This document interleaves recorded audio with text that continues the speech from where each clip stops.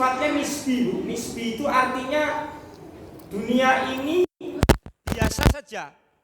Yang saya katakan, contoh mawon nggih Bu nggih, saya mencontohkan, wah pengen deh kita punya katakanlah sepeda motor baru. Tahun ini durung duwe Bu, tapi pengen kayak koyo iya oh bahwa kehidupan itu paling nikmat adalah memiliki sepeda motor baru Pak. Tahun depan, bulan Januari tahun depan itu, kemudian kita bisa membeli sepeda motor baru. Setelah kebeli, setelah kita punya mengendarai sepeda motor baru, ternyata kenikmatan dan keindahan itu hanya bersifat biasa saja. Saya bisa ngomong seperti ini karena sudah mengalami, Bapak dan Ibu juga sudah mengalami. Saya dulu ngertiku donya ki angger aku lulus ya dari Timur Tengah itu sudah kenikmatan dunia yang yang paling tinggi. Jadi ultimate happiness ya, kebahagiaan yang paling ujung di dunia ini nak pun lulus Bu. Ternyata kalau sudah lulus ya biasa saja. Tak kira kebahagiaan itu kalau ngerabi wong ayu. Ya, menikahi orang cantik. Setelah menikah ya biasa wae.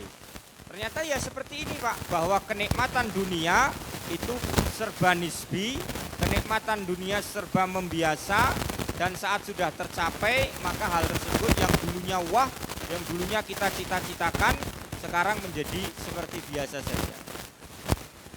Perlu kenikmatan yang hakiki Bu, kenikmatan yang tidak mengenal batas jenuh. Oh menungsoi ternyata yo enek jenuhe. Dunia ki kabeh menjenuhkan, membosankan.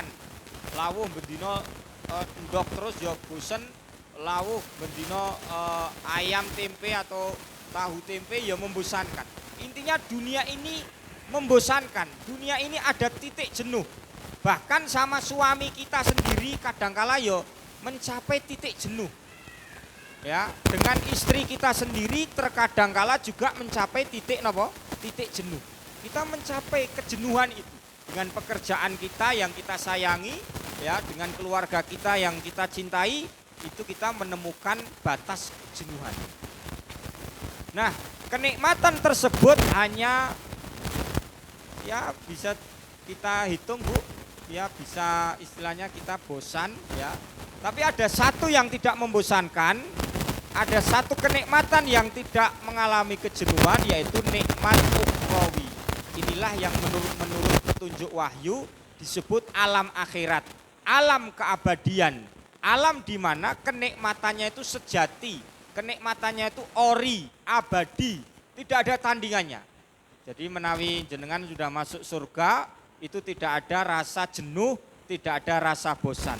Sementara kehidupan kita di alam semesta sekarang ini sifatnya adalah nisbi, serba tidak pasti, tidak kekal, rentan pada kondisi yang membosankan dan menjenuhkan.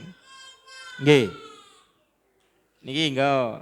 Nah, duduk sana nggih. Riyadhus Shalihin bab tobat nomor hadis 23. Nggih. Hadisnya ini Pak. An Ibni Abbasin radhiyallahu anhu. Dari Ibnu Abbas radhiyallahu anhu, anna Rasulullah sallallahu alaihi wasallam qala, bahwasanya Rasulullah sallallahu alaihi wasallam bersabda, lau anna libni adama wadiyan min zahabin, seandainya anak Adam manusia itu punya ladang emas, ahabba ayyakuna lahu wadiyani, maka dia ingin esoh tuku ladang, esoh tuku kapling tanah lagi yang isinya emas. Umpamanipun kula gadah lemah siji Bu, isine emas, gitu. Saya tidak puas dan saya ingin beli tanah lagi sing isine emas nomor loro Pak. Lan yamla'a fa'u illa biturab, sampai mulutnya itu disumpeli, dijejeli lemah, baru dia itu puas. Wa yatubullah ala man taba, dan Allah menerima tobat bagi siapa yang ingin bertaubat. Niki terjemahannya ngeten niki Bu. Andai kata seorang anak Adam, yakni manusia, itu memiliki sepetak atau selembah emas, ia tentu menginginkan 2 lembah dan sama sekali tidak akan memenuhi mulutnya kecuali mulutnya itu dipenuhi dengan tanah, yaitu setelah dia mengalami kematian dan Allah menerima taubat orang yang bertobat kepadanya. Ini hadis muttafaq alaih. Pelajaran yang terdapat dalam hadis ini, monggo bareng-bareng. Manusia itu punya gen serakah.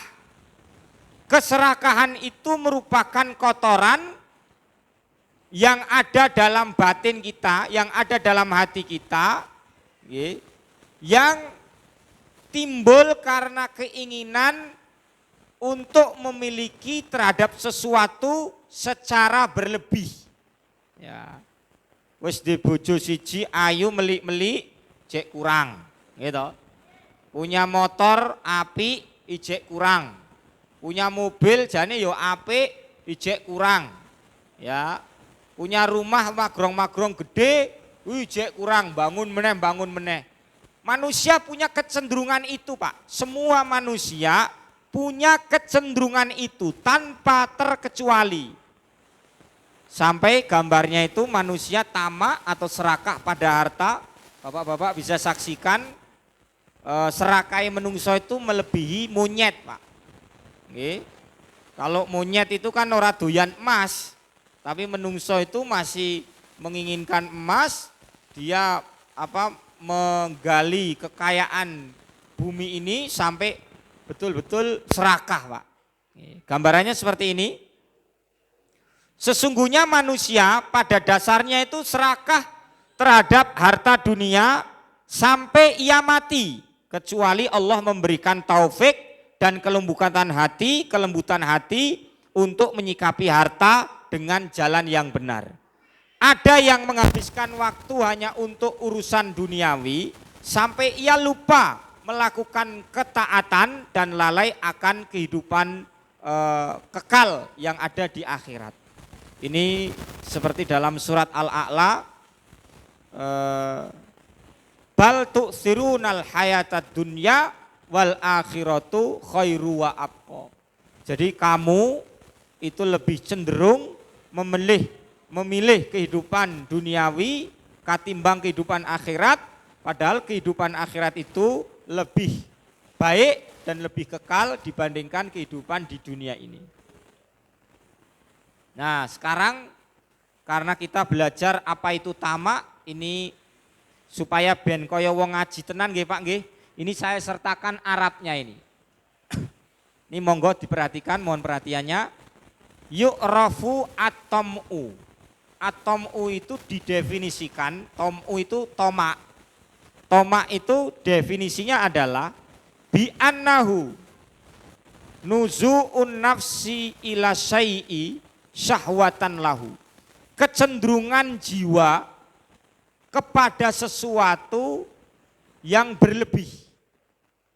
Wa indama yatma'ul muslimu fi malin au mansibin zailin fid dunya fa inna hada yu'addu amrun mazmumun.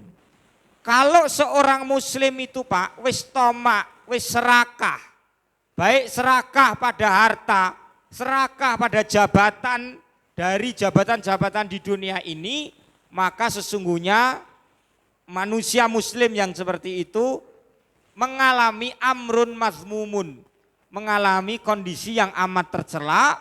Fatam'u qad yu'addi bi sahibihi ila irtikabil ma'asi. Tomak atau serakah itu akan menjerumuskan orang kepada irtikabil ma'asi, berbuat kemaksiatan, wa khada'il akharin, dan dia menipu, ya, mengelabui orang-orang yang lain, min ajli maslahati sahsiyah, untuk kepentingan pribadi, Wong nak wis serakah ngeten iki, Pak. Nggih. Atamu fakrun daimun. Lah, wong serakah kuwi bakale sengsara, Pak. Wong serakah niku bakale dalam kondisi fakir terus menerus, ora bakal sugih wong serakah kuwi, Pak. Orang yang serakah tidak akan pernah mencapai kepuasan. Karena wongnya gur kurang terus, tomak terus. Fa inna tom'a yudhibul barokah. Tomak atau serakah itu marai berkah kuwi lunga, Pak. Jadi berkah yang menempel dalam keluarga dan diri kita itu pergi gara-gara sikap tomak, sikap serakah yang menempel dalam diri kita, Pak.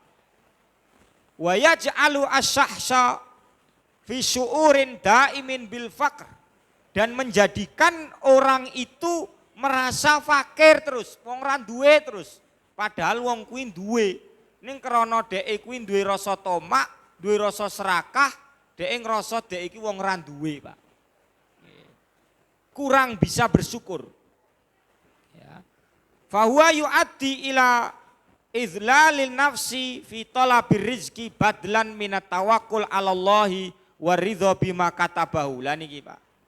Orang yang tomak itu menyebabkan dia dalam mencari rizki itu dia melampaui batas, Pak. Halal haramnya itu dia tidak peduli. Mbah nipu wong, mbah pripun mboten peduli. Maka di sini ngapunten Rasulullah Shallallahu Alaihi Wasallam mengajari kita, ini juga ada dalam Riyadhus Shalihin bab zikir nggih Pak nggih. Niki le, saya garis bawahi yang ini le. Nah ini. Allahumma inni a'udzubika min ilmin la yanfa. Ya Allah, aku berlindung kepadamu dari ilmu yang tidak bermanfaat. Wa min qalbin la yakhsha, dan dari hati yang tidak bisa khusyuk. Wa min nafsin la tashba, dan dari jiwa yang tidak pernah kenyang, Pak. Nafsu kita yang tidak pernah kenyang. Kita berlindung kepada Allah dari nafsu yang tidak pernah kenyang. Wong kuwi gor eneke tomak serakah eneh lan eneh terus-terusan. Wa qad qala sallallahu alaihi wasallam fi hadis Abi Hurairah anil Bukhari endal Bukhari wa ghairihi. Lah ini Pak. Ta'isa abdud dinar, celaka wong sing nyembah dinar. Celakalah orang yang menyembah dinar. Wa abdud dirham wa abdul khomisoh. Niki khomisoh itu pakaian, Pak, yang berlapiskan sutra ya, atau pakaian mahal ngoten mawon. In u'tiya radiya wa illam yu'ta sakhita. Kalau dia itu diberi dia rela, kalau dia tidak diberi dia marah, Pak. Iki contone wong tomaki sikape ngeten iki. Waqat haddarana al-Imam Ali minatom'i. Imam Ali mengingatkan kita tentang bahaya tomak. Kata Imam Ali apa? Fasaduddini at-tom'a. Ya. Fasaduddini at-tom'u. Kerusakan agama itu terletak pada sikap tomak. Wong kuwi nak tomak wis medeni, Pak. Mbok kiai, presiden, menteri, ya toh, lurah, kecamat, apa wae, nak wis duwe rasa tomak, Pak, niku medeni, nggih. Membahayakan. Wa qala aidon man arada ayya'isha khurran, sing sapa wonge pengen urip netral, urip merdeka, ayami hayatihi, di hari-hari hidupnya, falayas kunutam'u qalbahu. Jangan sampai apa? Tomak ini bersemayam dalam hatinya. Nak pengen urip merdeka, urip penak, urip netral, urip sing nyenengke, jangan sampai hati kita itu di dalamnya bersemayam sikap tomak atau serakah. Monggo silakan disaksikan keserakahan. Celaan bagi orang yang terlalu tamak. Ketamakan manusia pada harta dan jabatan akan merusak agamanya, Pak. Agamanya iki dadi rusak gara-gara wong seneng niki, Bu. Nah niki. Iki apa iki? Iki kan duit. Terus napa meleh iki? Ya, ada orang minta-minta tapi ya seperti inilah. Sabda Nabi Shallallahu Alaihi Wasallam, perut manusia tidak akan penuh melainkan dengan tanah. Saiki ayo ndelok wetenge dhewe-dhewe, wetenge sing jembluk. Nah, nggih. Senengane ngumbar hawa nafsu katakanlah, apapun diperturutkan itu juga hati-hati Pak. Tatkala manusia mati perutnya ketika dalam kubur akan dipenuhi dengan tanah. Perutnya akan merasa cukup dengan tanah sehingga ia pun kelak akan menjadi serbuk. Ini syarah Ibnu Battah, Ibnu Batol. Hadis ini mengandung celaan bagi orang yang terlalu tamak kepada dunia dan tujuannya hanya memperbanyak harta dan harta. Bayangkan Bu nggih, jenengan kan nggih urip teng masyarakat, Bapak hidup di tengah masyarakat. Omongane wong masyarakat iku menawi kumpulan keluarga, kumpulan RT, PKK-nan kuwi mesti ling diomongke apa, Pak? Aku bar bangun kok, Mas. Aku bar tuku kebon. Aku bar tuku kendaraan, ya toh? Ya, aku bar nyekolahke anakku. Ya. Jadi kita bisa melihat concern perhatian manusia itu pada dunia. Jadi memperbanyak deposito, memperbanyak kekayaan itu terus yang dikejar. Anjuran berlaku zuhud. Lah niki gambarane ngeten iki lah nggih. Anjuran berlaku zuhud.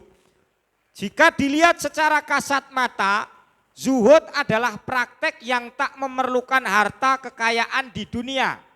Tak hidup dengan mencari kekayaan seperti manusia umumnya, manusia kebanyakan.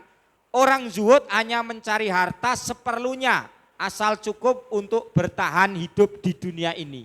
Mari kita pada materi zuhud dulu. Az-zuhdu lughatan, az-zuhdu fil lughati, zuhud menurut bahasa, huwa qillatu syai'i au asyai'u al-qalilu. Lah niki Pak. Zuhud ki artine sesuatu yang sedikit. Sesuatu yang sedikit. Fa idza kana ar-rajulu zahidan fi syai'i fa huwa yadullu annahu yara hadza syai' bi annahu qalilun idza tarakahu. Lah, wong zuhud niku mandang ketika dia melihat sesuatu itu dengan pandangan zuhud, maka sesuatu itu baginya sangat sedikit saat ia tinggalkan. Saat sedikit saat ia meninggalkan. Wa zuhdu fil istilahi ayyakun bimakna qasrul amali fit dunya. Lah niki Ibu. Zuhud menurut istilahi adalah memendekkan angan-angan. Wong sing senengane angan-angan berarti wong kuwi durung iso zuhud. Karena zuhud itu artinya adalah qasrul amali, memendekkan angan-angan di dunia ini. Wastizgharuha wa faraghul qalbi minha, dan mengosongkan hati ini dari duniawi. Wa nadru ilaiha, dan memandang dari dunia, memandang dunia bi aini zawali nadhiran ila ma huwa khairun minha. Tanda-tandane wong zuhud, mugi-mugi jenengan Bapak Ibu sedanten jamaah enten ngeten iki nggih. Wong zuhud iki tandane ngene iki lho.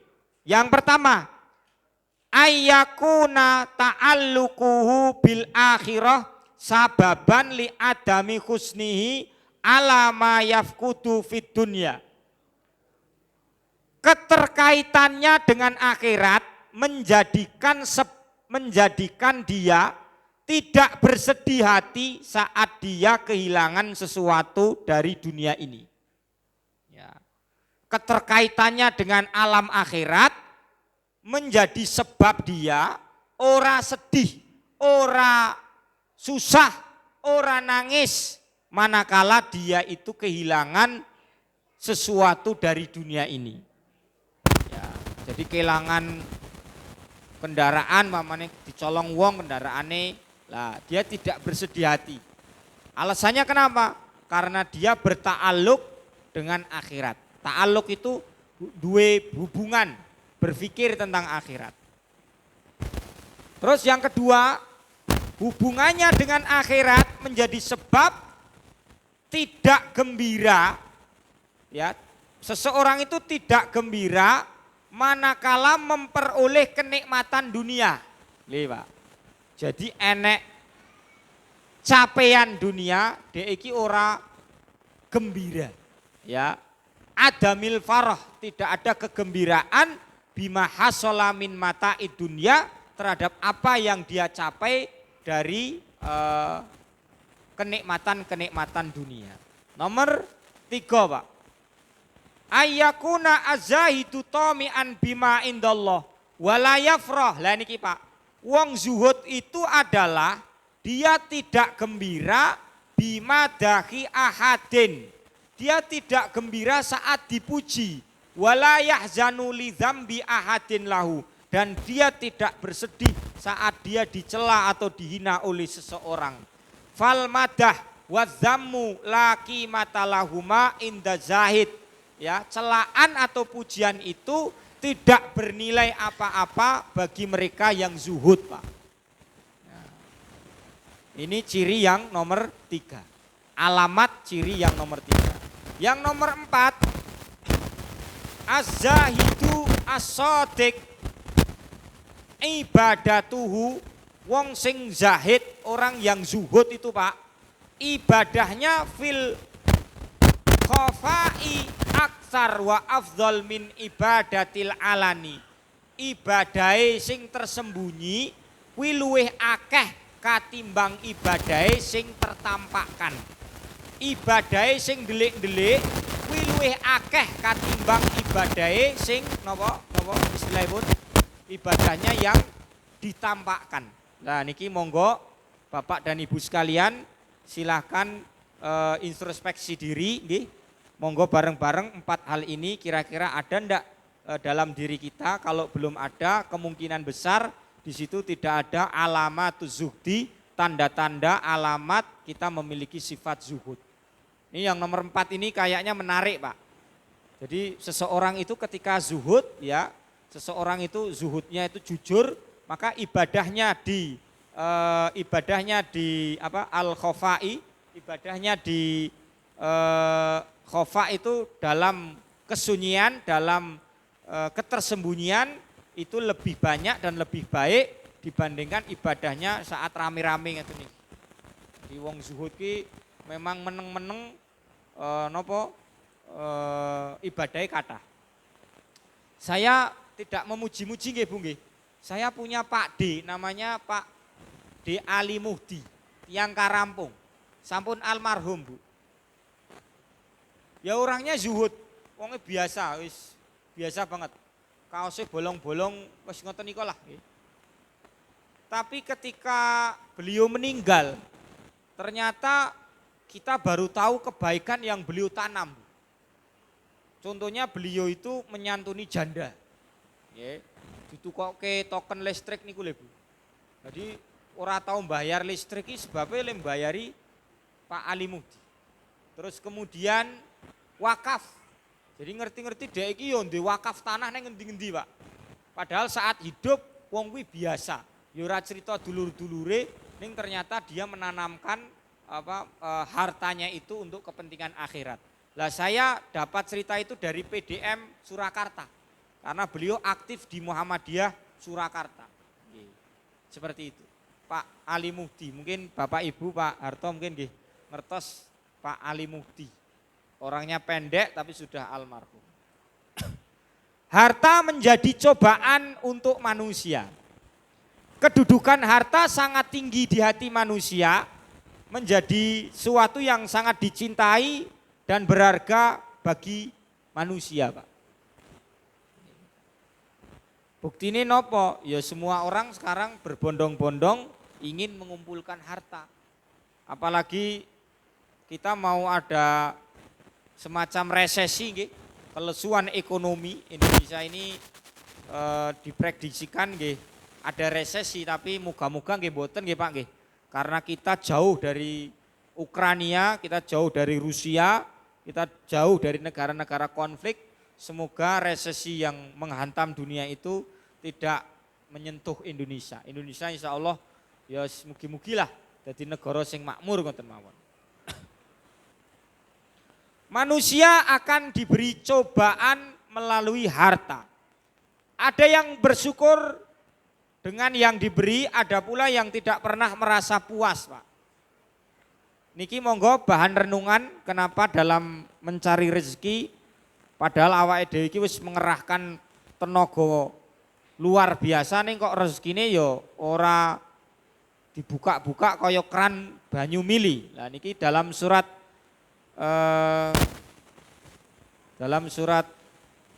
Asy-Syu'ara nggih ayat 27, walau basatallahu rizqa li ibadihi la baghaw fil ardi walakin yunazzilu biqadrin ma yasha. Dan jikalau Allah melapangkan rizki kepada hamba-hambanya, tentulah mereka akan melampaui batas. Mereka akan melampaui batas di muka bumi, tetapi Allah menurunkan apa yang dikehendakinya dengan ukuran. Nah niki Pak. Jadi seandainya Allah itu memberikan rizki kepada manusia, dibuka tenanan, kerane kaya banyu mili Pak, menungso ki melampaui batas Pak. Kalla innal insana layadgha, manusia itu melampaui batas kewajaran, ar-ra'ahu istaghna, saat manusia itu melihat dirinya itu serba makmur Pak. Ya wong makmur kuwi cenderung melampaui batas. Omah dhewe wis duwe, jek gawe omah meneh. Gitu. Kendaraan duwe, gantekke sing anyar. Terus napa melih? Bojo duwe, golek ling anyar kan ngoten to. Ya, dia itu melampaui batas. Ya. Maka ujiannya laki-laki itu benar. Laki-laki itu biasanya diuji saat dalam kemapanan Pak. Tapi kalau perempuan diuji saat dalam keprihatinan. Wong wedok setia kuwi ketika dia dalam keprihatinan dia ijek nopo sabar dengan suaminya, itu wanita yang luar biasa Pak. Ning nak diujo kemakmuran kabeh wong wedok angkrem Pak. Istilahnya angkrem niku napa? Betah gitu loh. Tapi nak wong lanang ujiannya adalah kemakmuran. Wong lanang nak wis makmur kuwi malah ujiannya gede. Niki hati-hati Bu. Bojone jenengan sing makmur-makmur nggih niku hati-hati intine ngoten mawon nggih. Pak Torik kok bisa ngomong seperti itu kenapa? Kasusnya memang begitu nggih. Kasusnya yang memang laki-laki yang banyak uang tuh akeh ling nyedaki lho Bu. Tapi nak wong randidet apa gor kolore cedaki kan ngoten to? Nah, nggih, istilahnya seperti itu. Ini mohon maaf kalau saya terlalu kasar nggih Bu nggih, tapi kenyataannya seperti itu. Mohon maaf nggih. Alhaakumut takatsur. Bermegah-megah dengan harta telah mencelakakan kalian. Jadi orang kalau uripe serba mewah, serba penak, wis sesungguhnya mencelakakan kita Pak, melenakan kita. Watak buruk manusia menjadi bawaan. Innal insana khuliqa halu'a, manusia itu diciptakan senengane iki berkeluh kesah, sambat ae. Terus yo halu'a Pak. Ya. Khuliqa halu'a itu berkeluh kesah dan mengandung kikir, cetil. Idza massahu syarru jazua, apabila ditimpa kesusahan dia berkeluh kesah. Wa idza massahul khairu manu'a, dan apabila ditimpa kebaikan dia kikir. Illal musallin, kecuali orang-orang yang mengerjakan salat, alladzina hum ala salatihim daimun, orang-orang yang tetap mengerjakan salatnya, walladzina fi amwalihim haqqun ma'lum, dan orang-orang yang dalam hartanya tersedia bagian tertentu, lisaili wal marhum, lisaili wal mahrum, untuk orang-orang yang meminta-minta dan orang-orang yang tidak memiliki apa-apa, alias orang yang kiri. Jadi inilah saya kira ada kecuali ini Pak, nih illal musallin, kecuali orang-orang yang mendirikan sholat, mengerjakan sholat, alladzina hum ala sholatihim daimun, orang yang menjaga sholatnya, alladzina fi amwalihim haqqun maklum, orang yang dalam hartanya ini ada hakun maklum, ada bagian tertentu Dinggo sapa? Lisaili, untuk orang yang meminta-minta, wal mahrumu, dan untuk orang yang tidak punya apa-apa, Pak. Silakan para jamaah sekalian, kita merenung, apakah kita seperti gambaran dalam ayat ini atau tidak. Karena memang kita diciptakan memiliki bawaan senengane berkeluh kesah dan kikir. Nak enek rezeki dek kikir, tapi nak ditimpa musibah dek sambate randubilah. Kesimpulan, serakah termasuk penyakit hati yang tercela dan tidak sehat. Orang kalau tamak, ya, orang kalau serakah membuat kita tidak sehat. Merasa diri ini tidak tenang karena tidak ketemu titik kepuasan, serba kurang, wae. Bahwa ketamakan manusia terhadap harta dan jabatan pasti merusak agamanya, Pak. Dia terus lali sholat, siang malam pagi petang golek rezeki, ya, golek bondo terus. Maka ketika agama sudah rusak, akan berakibat fatal pada kehidupannya, baik di dunia maupun di akhirat.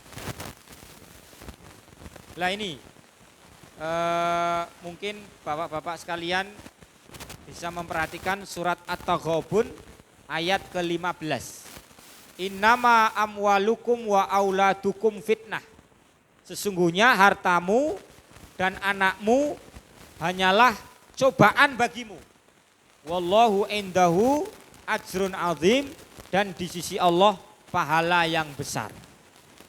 Dengan demikian maka serakah ini merupakan sifat cinta dunia, Pak. Ya, wong tresnane donya.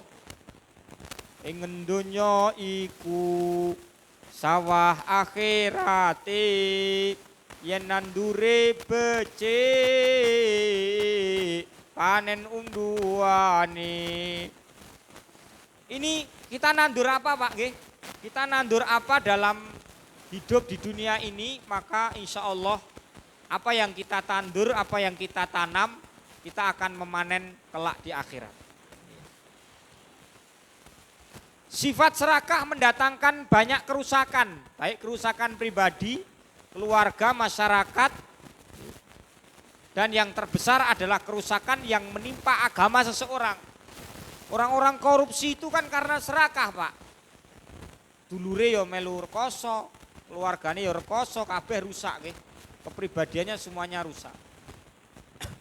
Coba bapak-bapak ini dibaca surat Al-Kahfi ayat 46. Al-malu wal banuna, ya, zinatul hayatid dunya. Al-mal, harta, anak, nggih, itu menjadi perhiasan kehidupan di dunia, Pak. Neng ngendi-ngendi mesti cerita anake, ra mungkin cerita anake wong liya, mboten mungkin. Mesti diceritake anake. Anake dadi TNI, anake dadi apa? Pengusaha, anake dadi dosen, anake dadi dokter dan lain-lain sebagainya. Ini memang menjadi buah bibir kehidupan dunia, Pak. Neng ngendi-ngendi padha wae, jenengan mau urip neng Jawa, luar Jawa, urip di mana? Di Jakarta atau dimanapun, ya. Circle-nya dunia, bunderane donya ki loro niki, Pak. Al-malu wal banun. Harta dan banun, banun itu anak, itu menjadi perhiasan dunia, Pak.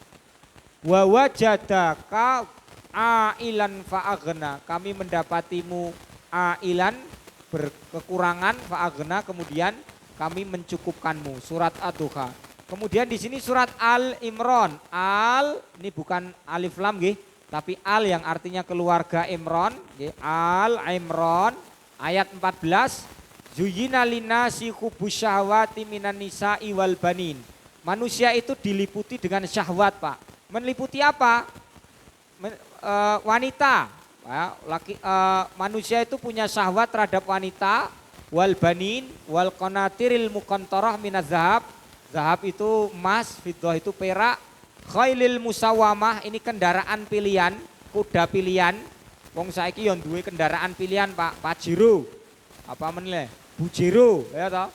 Terus kemudian dan lain-lain lagi. Wal an'am, binatang ternak, wal harf, dan tanam-tanaman. Dzalika mataul hayatid dunya wallahu indahu husnul ma'ab. Al malu, nah ini, Pak. imma ayyustakhdam fil khair awisyar. Harta itu bisa kita gunakan dalam kebaikan dan keburukan. Qala ta'ala innama amwalukum wa auladukum fitnah. Lah ini Pak. Sesungguhnya hartamu dan anak-anakmu itu menjadi ujian bagimu. Wallahu indahu ajrun azim. Surat At-Taghabun ayat 15. Monggo bapak-bapak sekalian, kita mendengarkan sabda Nabi, inna likulli ummatin fitnah. Sesungguhnya setiap umat itu punya fitnah, punya cobaan. Wa inna fitnata ummati, sesungguhnya fitnai umatku al-malu, ada terletak di harta.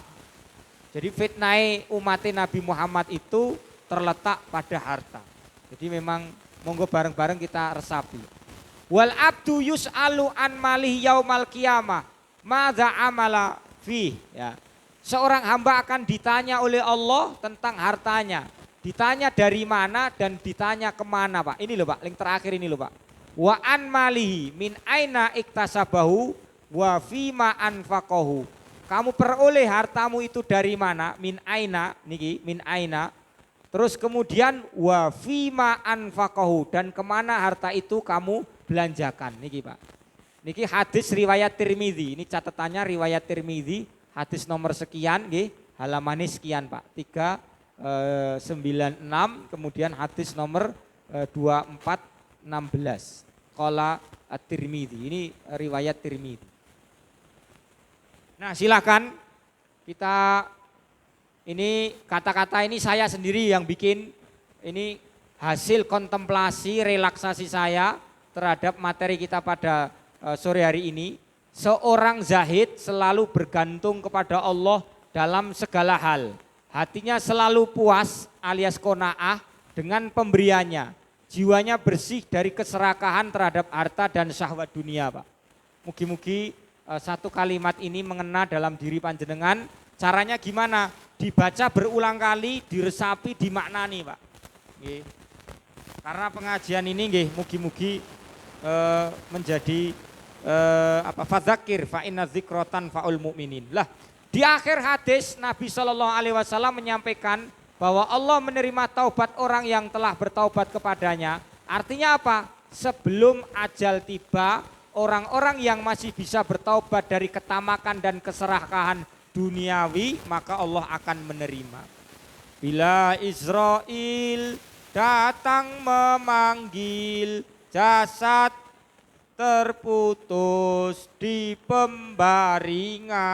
Nah, sebelum Israel datang memanggil, jasad kita membujur kaku ngadep ngalor, sing gagah ya dadi ra gagah, sing ayu dadi ra ayu, kabeh wong do wedi, nggih, bocah-bocah cilik do wedi. Lah, sebelum datang ajal itu, maka pintu taubat terbuka lebar dari segala macam ketamakan dan keserakahan pada dunia. Terima kasih. Andai kata padam pelita, gelap gulita di malam hari, andai ada terlanjur kata, maaf diminta setulus hati. Ibu nggih, mohon maaf atas segala kesalahan, kekurangan dalam penyampaian pada sore hari ini, dan kurang lebihnya itu yang bisa saya sampaikan. Mungkin ada pertanyaan? Bapak, ada pertanyaan? Pak Arto.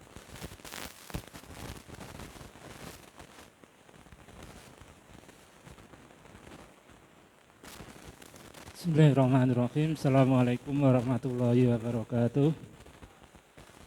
Ini tadi ada jamaah yang nggak tanya, saya terus tanya. Ini tadi diutarakan banyak sekali, ada yang baik, ada yang jelek. Yang jelek serakah, yang baik zuhud.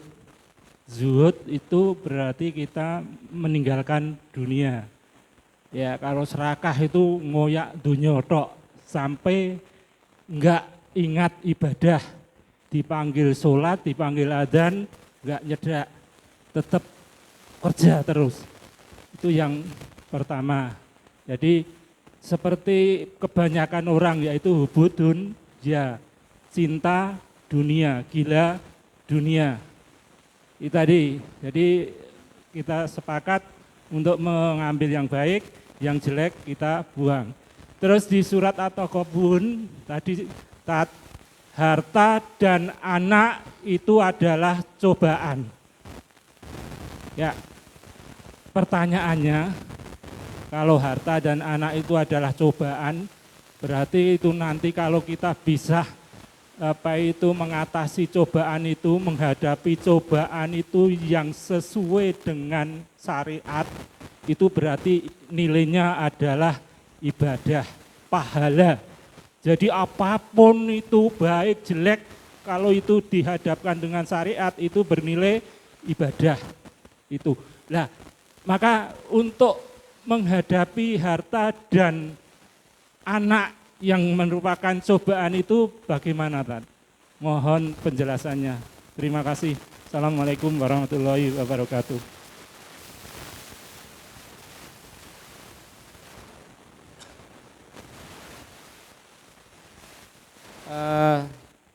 Innama amwalukum wa auladukum fitnah. Surat At-Taghabun ayat 15.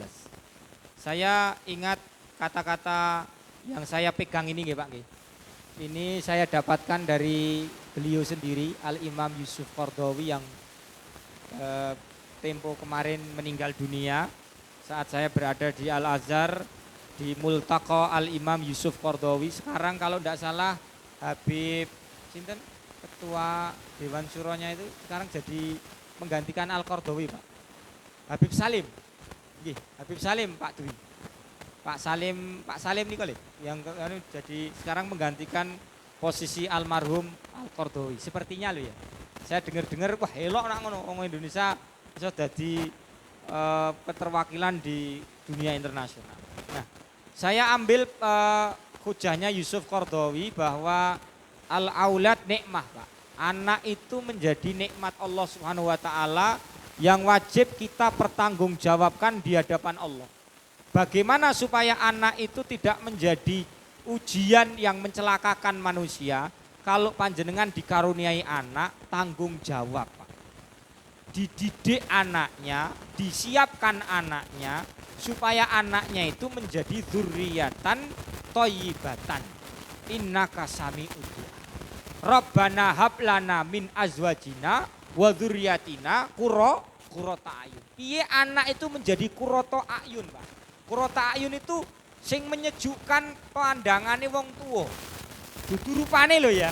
Anak rupa kan nisbi, Pak. Rupa ayu kanggoku ning durung mesti ayu kanggone bapak-bapak kok. Gitu. Bagus kanggo kula belum tentu bagus kanggone bapak-bapak. Ngapunten nggih, kula niku sampai ngendikon sama istri saya itu. Aku ki ya kuwi iki paling bagus dhewe. Di mata ibuku tak bilang. Yo kowe mesti kabeh wong tua ngelem anake lho to kan. Maksud saya gini loh, Pak. Wong tua kuwi rupane anake kaya ngopo wae, Pak. Nggih, Pak nggih. Kuwi darah dagingnya digemateni, Pak. Mesti dipuji-puji tenanan. Lah, maka kalau kita dikaruniai anak, mas'uliyatul aulad, mas'uliyatul aba indal fi auladi. Tanggung jawab bapak dan ibu pada anak-anaknya agar anak-anaknya tidak menjadi fitnah, tidak menjadi cobaan yang mencelakakan kita, Pak, sebagai orang tua. Didiken ya. Apike anak dadi apike wong tua, eleke anak dadi eleke wong tua. Gitu. Anak itu menjadi kebanggaan di dunia, ini juga menjadi kebanggaan di akhirat. Ku angfusakum wa ahlikum naro. Nah anake mencoleng, Pak, sesuk neng akhirat sing diceluk bapake. Hal alam tadin. Apakah engkau sudah mengajarinya agama? Apakah engkau sudah memerintahkan dia sholat? Apakah engkau sudah mengenalkan aku kepada anakmu?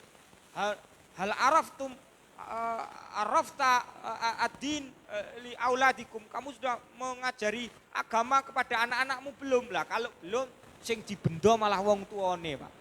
Jadi anak itu ini yang disebut menjadi ujian itu kalau kita dikaruniai anak tapi kita tidak bertanggung jawab untuk menjadikan anak itu sebagai insan robbani, manusia yang berketuhanan, Pak. Manusia yang menyembah Allah. Wal yahsal ladzina law taraku min khalfihim dzurriatan diafa. Lah niki, Pak. Iki mbiyen iki critane ngeten, Pak Harto. Enten tiyang to, ameh mati iki malah dek iki wasiat kambe anake le. Sawahku sing sak blegadok kae wakafno nggo bangun masjid. Lah anake ketar-ketir. Lho, Lah iki piye to Pak iki? Ameh mati kok malah wakon apa duwe wasiat wakafe hartane. Lah kok aku uripe piye kan ngono to. Lah ngoten lho. Anak itu berhak mendapatkan warisan. Maka dalam berwasiat jangan lebih dari sepertiga Pak. Lah ayat ini dohirnya takwil yang paling cedak adalah, takwil yang paling dekat adalah nak ninggalke anak kuwi aja ngasih awake dhewe ora ngeki apa-apa Pak. Ya dikeki rakitang bondo secuil rong cuil ben anak itu tidak lemah. Itu makna yang paling cedak, tapi makna yang paling jauh adalah soal takwiyatul aqaid, penguatan akidah. Anak ki ngerti halal haram. Berarti mamane awake dhewe sesuk mati Pak ninggal anak kita, keluarga kita. Anak ki ngerti endi sing halal, endi sing haram, endi sing taat, endi sing maksiat. Ben awake dhewe ra kekhawatiran tidak punya cobaan kelak di alam barzah. Kemudian yang kedua, auladukum wa amwalukum. Lah kalau harta ini, kalau anak saya belum begitu nggih, tapi kalau harta mohon maaf Pak. Harta itu di tangan orang yang soleh dia akan menjadi baik Pak. Tapi harta itu di tangan orang yang bakhil, orang yang serakah, dia akan menjadi kecelakaan. Jadi ketika kita diberi harta oleh Allah Subhanahu wa taala, ada hakun ma'lumun lisaili wal mahrum, ada hak, ada bagian tertentu untuk orang-orang yang minta-minta, untuk orang-orang yang tidak punya apa-apa, untuk pembangunan masjid, untuk anak-anak taklim, untuk pengajian, untuk menyantuni orang-orang syaikhukhah, ibu-ibu yang sudah sepuh, bapak-bapak yang sudah sepuh, yang tidak ditanggung negara, gitu loh. Jadi supaya harta itu tidak menjadi fitnah, maka kita harus mendermakan harta itu. Jadi itulah tuntunan syariat. Kalau Bapak sekalian ingin tahu bahwa syariat mengamanatkan kita harta bukan untuk diri kita, ya, bukan untuk diri kita, tetapi hal itu silahkan. Jadi saya setuju dengan kata Gus Baha itu, ibadahe wong duwe kuwi kon sedekah, kon dermawan. Ning ibadahe wong ra duwe kuwi kon sabar, Pak. Lah piye meneh dhek kon piye meneh, ngoten. Itu Gus Baha tinggi lho, Pak. Itu kalimat hikmah yang diambil dari kitab Hikam Ibnu Athaillah, ibadahe wong sugih kuwi memang ya nyah-nyoh. Ning ibadahe wong ra duwe sabar.